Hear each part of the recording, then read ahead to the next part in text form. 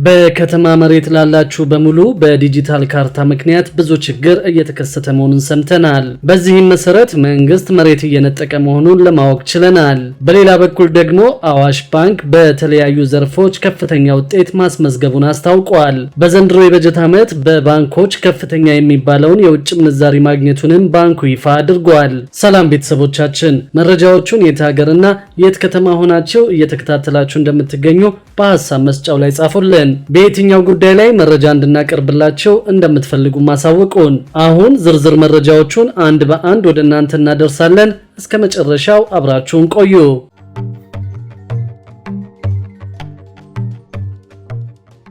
በከተማ መሬት ላላችሁ በሙሉ በዲጂታል ካርታ ምክንያት ብዙ ችግር እየተከሰተ መሆኑን ሰምተናል። በዚህም መሰረት መንግስት መሬት እየነጠቀ መሆኑን ለማወቅ ችለናል። የዲጂታል ካርታ ይሰጠን የሚል ጥያቄ ያቀረቡ የአዲስ አበባ ነዋሪዎች ይዞታቸውን መነጠቃቸውን ተናግረዋል። በለሚኩራ ክፍለ ከተማ የዲጂታል ካርታ ጥያቄ ያቀረቡ ተገልጋዮች ይዞታቸው ለግል ባለሀብት እንደተሰጠባቸው ተናግረዋል። ቅሬታቸውን ያቀረቡት ነዋሪዎች እንዳሉት ለመኖሪያ ቤት የዲጂታል ካርታ ጥያቄ በኦንላይን ካቀረቡና የአገልግሎት ክፍያ ደግሞ በቴሌብር በኩል እንዲከፍሉ ከተደረገ በኋላ አገልግሎቱ እንደተቋረጠባቸው ሰምተዋል። በኋላም ሰነዳችሁ አልተሟላም ተብለው በኦንላይን መልስ እንደተሰጣቸው ገልጸዋል። አገልግሎቱ ለምን እንደተቋረጠባቸው ለመጠየቅ ወደ ክፍለ ከተማው ባቀኑበት ጊዜም ይዞታቸው ለግል ባለሀብት እንደተሰጠባቸው በመሐንዲሶች በኩል መገለጹን እንደሰሙ አስረድተዋል። መፍትሄ ሊሰጠን የሚችል አካል የለም የሚሉት የክፍለ ከተማው የዲጂታል ካርታ ጠያቂዎች ለበርካታ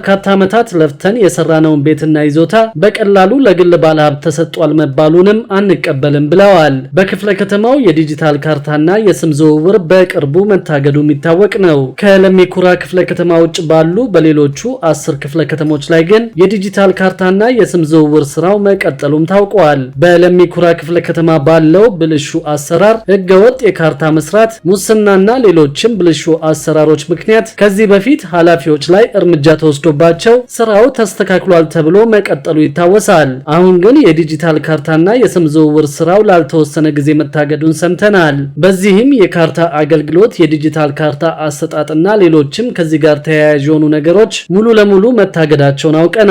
እገዳውን ያስተላለፉት ደግሞ የአዲስ አበባ ከተማ ከንቲባ አዳነች አቤቤ መሆናቸውንም ያገኘነው መረጃ ያሳያል። በሌላ በኩል ደግሞ አዋሽ ባንክ በተለያዩ ዘርፎች ከፍተኛ ውጤት ማስመዝገቡን አስታውቋል። አዋሽ ባንክ በተጠናቀቀው የሂሳብ ዓመት የትርፍ ምጣኔውን በእጥፍ በማሳደግ ከታክስ በፊት 22.7 ቢሊዮን ብር ማትረፉንና በአንድ ዓመት ከ106 ቢሊዮን ብር በላይ አዲስ ተቀማጭ ገንዘብ መሰብሰቡን አስታውቋል። የአዋሽ ባንክ ዋና ስራ አስፈጻሚ አቶ ፀሐይ ሽፈራው ባንኩ በሂሳብ ዓመቱ ውጤታማ አፈጻጸም ካሳየባቸው ክንውኖች መካከል የትርፍ መጠኑን ከእጥፍ በላይ ማሳደግ መቻሉ ነው ብለዋል። በሂሳብ ዓመቱ ከታክስ በፊት ያስመዘገበው 22.7 ቢሊዮን ብር ባለፈው ዓመት አስመዝግቦት ከነበረው 10.8 ቢሊዮን ብር ትርፍ ጋር ሲነጻጸር የ12 ቢሊዮን ብር ወይም ደግሞ የ113 በመቶ ብልጫ እንዳለው ገልጸዋል። በኢትዮጵያ በ30 ዓመታት የግል ባንኮች ታሪክ ከፍተኛ የሚባል ትርፍ ማስመዝገቡ ብቻ ሳይሆን ለመጀመሪያ ጊዜ አንድ የግል ባንክ በአንድ ዓመት ከ20 ቢሊዮን ብር በላይ ትርፍ ማግኘት መቻሉ በስኬትነት ተጠቅሷል።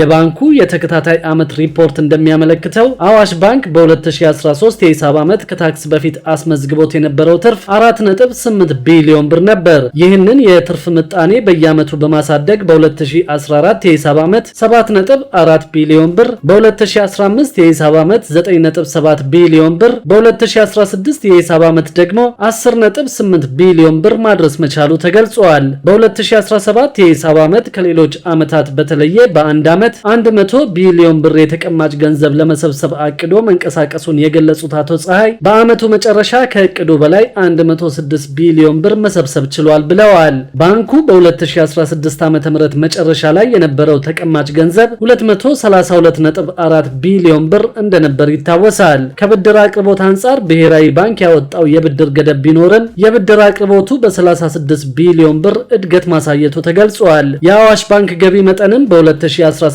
የሂሳብ ዓመት በከፍተኛ ደረጃ ማደጉን የገለጹት አቶ ፀሐይ 64.4 ቢሊዮን ብር ማድረስ መቻሉን ገልጸዋል። የአዋሽ ባንክ የተከፈለ ካፒታሉን ለማሳደግ ሰፋፊ ስራዎች በመከናወናቸው በ2017 የሂሳብ ዓመት ብቻ 7.7 ቢሊዮን ብር የካፒታል እድገት በማስመዝገብ አጠቃላይ የተከፈለ ካፒታሉ 27.8 ቢሊዮን ብር ደርሷልም ተብሏል። በ2016 የሂሳብ ዓመት ከወለድ ነፃ የባንክ አገልግሎት ማሰባሰብ የተቻለው ተቀማጭ ገንዘብ 18.5 ቢሊዮን ብር እንደነበር፣ በ2017 የሂሳብ ዓመት ግን ተቀማጭ ገንዘቡ 37.3 ቢሊዮን ብር መድረሱ ተገልጿል።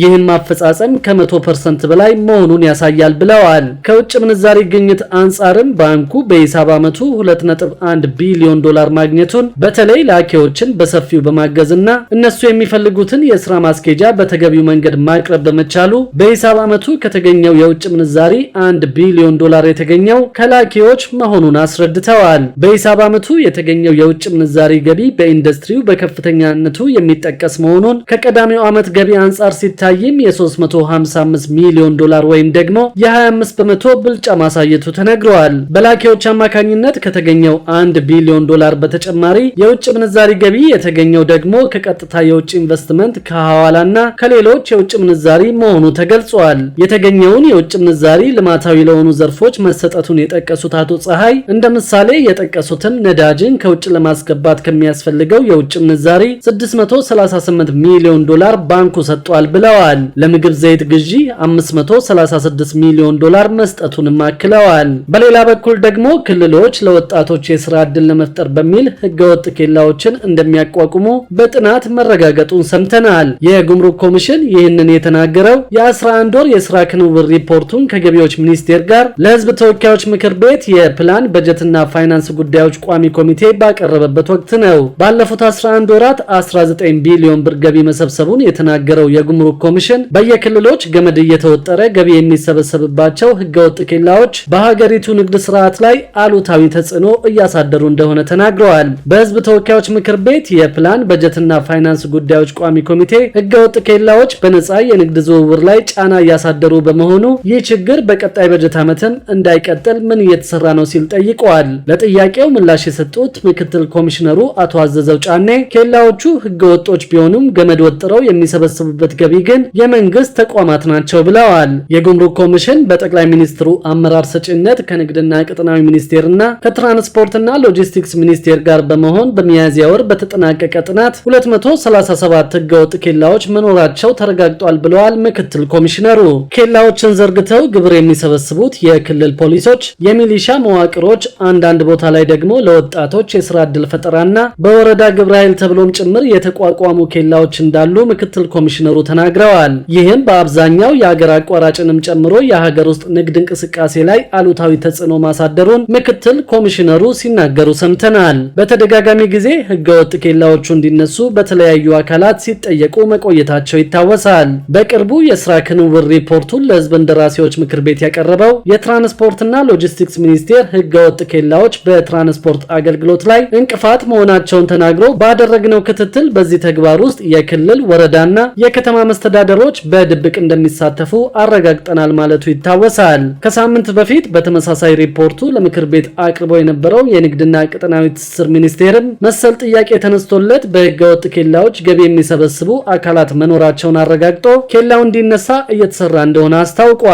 ይሁንና ኬላዎቹ እንዲነሱ እየጮሁ ያሉት መሳሪያ የሚያስገቡ አካላት መሆናቸውንም መታወቅ አለበት ሲሉ ሚኒስትሩ ተናግረው እንደነበርም ይታወቃል። በህጉ መሰረት ኬላዎችን ማቋቋም የጉምሩክ ኮሚሽን ስልጣን ነው ያሉት አቶ አዘዘው ህገወጥ ኬላዎች ግን ክልሎች ያቋቋሙበት ሁኔታ መኖሩን ጠቅሰዋል። ችግሩም በ2018 በጀት ዓመት ይቀረፋል የሚል እምነት እንዳላቸው ተናግረዋል። በሌላ በኩል ደግሞ 18 የውጭ ኩባንያዎች ከኢትዮጵያ ለቀው መውጣታቸው ይፋ ተደርጓል።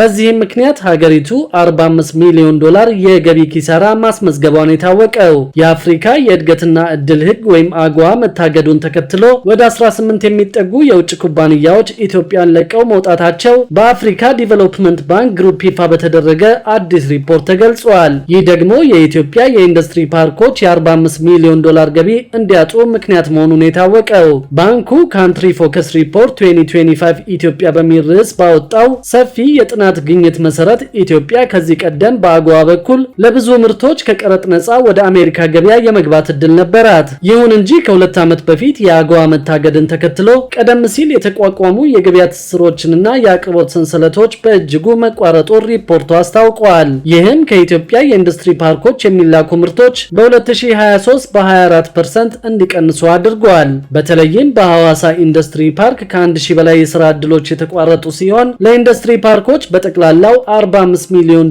የገቢ ኪሳራ ማስከተሉ ታውቋል። ክቡራትና ክቡራን የአዲስ ቢዝነስ የዩቲዩብ ቻናል ተከታታዮቻችን ይህንን ቻናል ሰብስክራይብ ሳታደርጉ የምትከታተሉን ከሆነ ቢዝነስና ሌሎች ተያያዥ ጉዳዮችን በተመለከተ አዳዲስ መረጃ ለማግኘት የዩቲዩብ ቻናሉን ሰብስክራይብ በማድረግ ቤተሰብ እንድትሆኑም በትህትና እንጠይቃለን።